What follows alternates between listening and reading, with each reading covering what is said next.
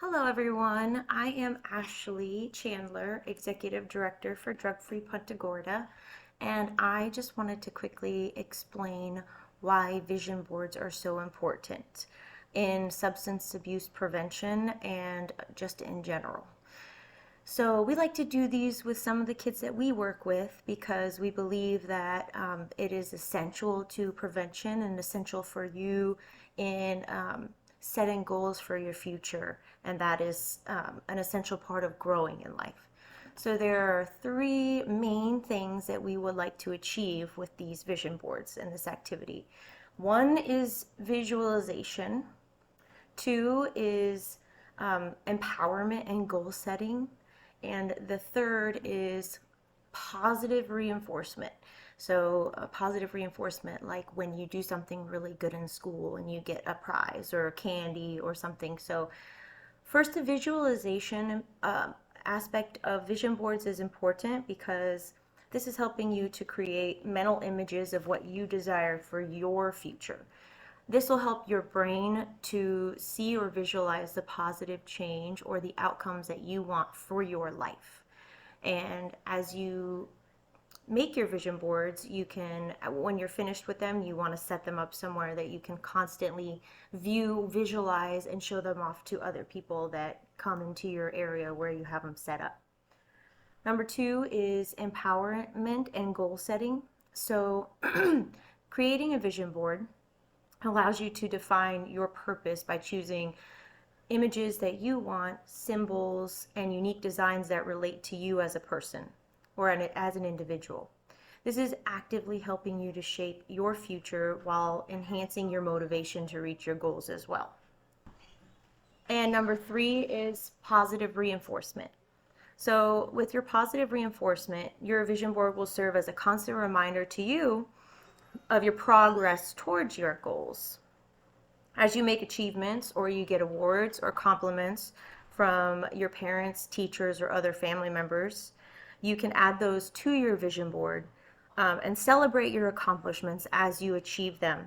Show them off and remind yourself that you are incredible, unique, and you're preparing for an amazing future. Good luck with everything, you guys, and I hope you have fun doing this project. Um, there's some components to it that you can use or not use. It depends on you and depends on the audience you're trying to introduce them to. Okay. Okay. All right. So the first thing you have to do is tell your kids what a vision is. And I usually talk about a vision is how you see yourself. You see yourself accomplishing something. You see yourself in the future. How you see yourself. However you want to talk about that. And then I bring up a very wise book, which happens to be the Bible. Says in Proverbs 29, it says that the people perish without a vision. Without a vision, the people perish. In other words, without a vision, they don't seem to have any goals. And I acted out, I said they get up in the morning, they really don't know what they're going to be doing or what they want to do or what they should be doing. They just kind of la around, and don't accomplish anything. The second thing the wise book says is when you have the vision, this is in Habakkuk, place the vision where you can see it so that when the runner runs the race, he can see the goal, the vision, so he won't quit and give up. So that means you've got to put a vision board up where people can see it. So I go over that. That's how I introduce the concept. Okay. Mm-hmm. Next, next, I give them a real life example. And this is great if you have kids that know anything about football. But if they don't, they most likely hurt young. Okay, good. It'll work real well. I was told the story about Lamar Jackson. He's the quarterback for the Baltimore Ravens, I think. Mm-hmm. Anyway, when he was a little boy, probably 8, 9, 10 years old, it was his mom and his little brother, and their father passed away. And it was very, very heartbreaking time for the family.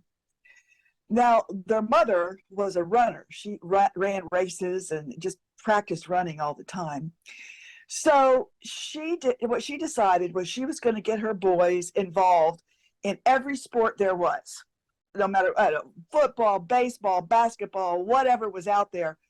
She was going to get her boys involved in sports. And she used to get them up early in the morning, like she got up, and she'd have them get their running shoes on, and they would literally run the neighborhood all around the house and come back and get cleaned up and go to school. So her boys were used to putting in the hard work, is what I'm trying to say. So as it turned out, Lamar, he really loved football. Mm. And he really excelled in it. So I mean, when he was in high school, he got the coach saw how fast he was, so he said, "Well, I'm gonna try him out as a quarterback." So he decided that he did that. He did all that to be a quarterback, and at a very early age, he had set a goal for himself that he was going to get a scholarship to a good college, and that one day he would be the best football player in the country, and he would win the Heisman Trophy. That was his vision. So he worked very hard, and he was very good, but he got injured. And at the time of injury, he had to lay in the bed and recover. I don't know, it was something with his leg or something, I don't know. But anyway, he had to lay in the bed. And his mother, being the smart woman she was, she got this big piece of banner paper, and with red paint, she painted the word Heisman on it. And she tacked it to the ceiling right above Lamar's bed. So whenever Lamar would go to bed, that's what he'd see, Heisman. And whenever he woke up, that's what he'd see, Heisman. So his vision to one day win the Heisman did not diminish at all. So he did get, I think, a full ride. I want to say Louisville. I'm not sure. I think that's where it was. Anyway, he got a full ride. And once again, they saw how fast he was and how he could maneuver, and they made him a quarterback. So it came time for them to nominate, I think there are 5 football players that were nominated to win the Heisman Trophy. And I tell the kids all that, and I said, so there he is. He's sitting down in this big auditorium, and there's 5 other guys that are really hoping they win the Heisman. And then it came time to announce the winner. So the guy comes up to the podium and he says, this year's winner of the Heisman Trophy is Lamar Jackson. And I show them the picture of him winning the Heisman Trophy. Wow. Yeah. So I that helps them understand the importance of having a vision. He worked hard for that. He had that in mind the whole time, and he got it. So once I've set the grounding for why it's important to have a board, why it's important to have a vision board, then we talk about the things they might like to accomplish. Now, this is where it can be anything they want. Maybe they want to be able to swim across the Peace River on the 4th of July some year. Maybe that's their vision. Mm-hmm. Maybe their vision is to, and I talk about this, maybe their vision is to one day win on The Voice or America's Got Talent with their singing skills. Maybe they want to be an NFL football player. It can be what they want to be as a career, or it can be just anything they want to accomplish. Doesn't have to be what I want to be when I grow up, but a lot of kids do that, So we talk about that, and then they have time to think about what would their vision be. Now we come into how do we make the vision boards. And let me tell you, they can be as cheap or as expensive as you want. You can get actual bulletin boards that are 2 feet by 2 feet or 2.5 feet, and they're kind of pricey. But here's what I do, because I did them for all the second graders at Charlotte County. I got black fiber board. See that? Wow. Mm-hmm. So all that is a piece of black fiberboard that you can get at the Dollar Tree for, which is now not $1, but $1.25. Okay. And this is what I got for them. And then they would, at the beginning, we had the teachers, everybody brought in a lot of magazines, and they spent the whole time cutting out pictures of what pertained to their vision, but they had to write the vision at the top, somewhere at the top. So I brought in my vision board to show them what I'm talking about. So here, in my case, of course, I wanted to be a nurse from the time I was 5. Okay, I had 3 excellent schools of nursing. I wanted to go to one of those 3. Okay. And so I put stuff about nurses doing stuff and all of this. But then the most important part of the vision board is a list. And it doesn't have to be as long as mine. It can be just 2 or 3 things. Here's what I can start doing now at my age to move toward my vision.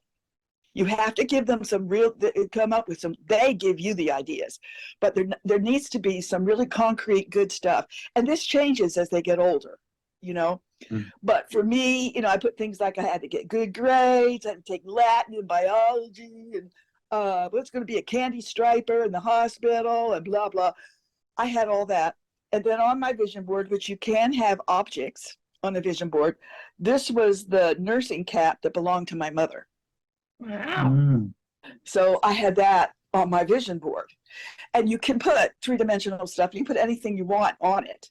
Sure. Then all you do is put 2 little holes, real little, and get some fishing line that's kind of, you can't even see it, you know.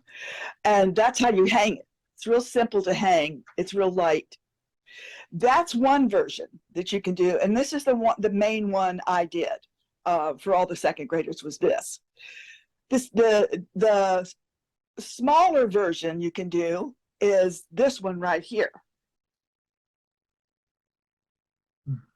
It's about 1/4 of the that board. That's cut in 4s. So this would be my vision for today. Can you see it? Energy to play with my grandchildren, and it looks like you used a. Yeah, I used the smaller board. Okay, gotcha. And I drew a picture, which is something the kids can do. They can take a white sheet of paper and just draw a picture of their vision. And then, of course, over here, I had 3 things that I would do to have more energy to play with my grandchildren.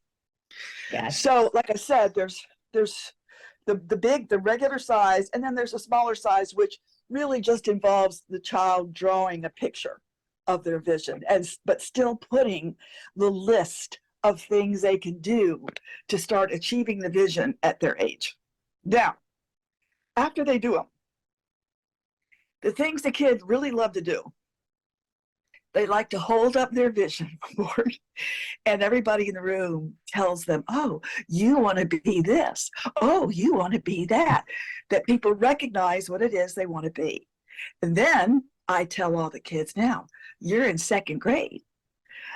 You'll probably be with some of these kids when they're in high school. So you can remember their vision and talk to them about how they're doing on it, you know. So that's good. Then, where do you place the vision boards? That's really huge. You do not put them in the child's bedroom. You do not put them in the hallway. You put them somewhere where everyone who comes to see you in your home can see the vision board. The reason you do that is because your family and friends, when they see that your child, say he wants to be an NFL football player, that's a real popular one, okay?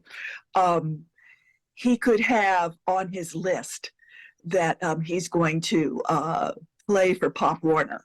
Okay, he's going to try out, he's going to play for Pop Warner, and he's going to do this and that. Okay, so grandma comes over and she sees the vision board and she looks at it and goes, so Johnny, you want to be a football player? My goodness, Johnny, you sure? And he says, yeah, grandma.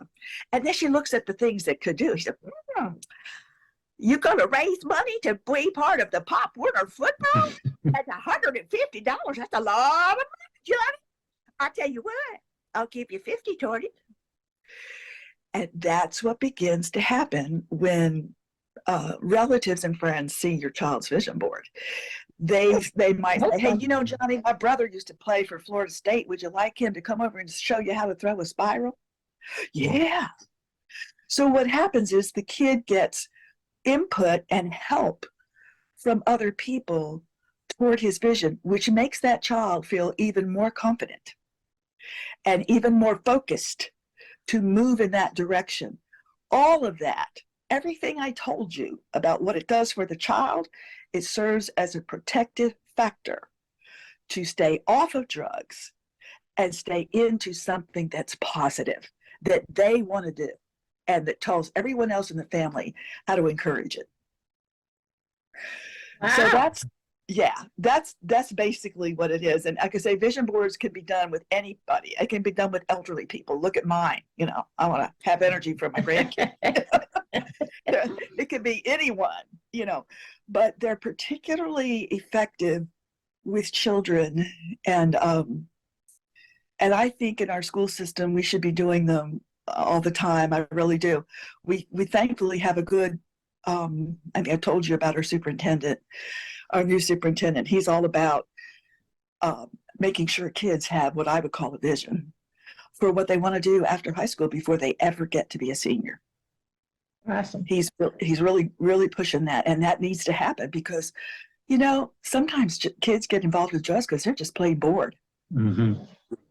And that's what all the other kids are doing. But hey, if you're looking to be an athlete, then, you know, you've got to do sprints. You've got to get up in the morning like Lamar Jackson and run the neighborhood. I mean, there's things you can do while you're a kid to prepare you. And that's what this is about. That's awesome, Rachel. Thank you. Yes. We're Yes. hoping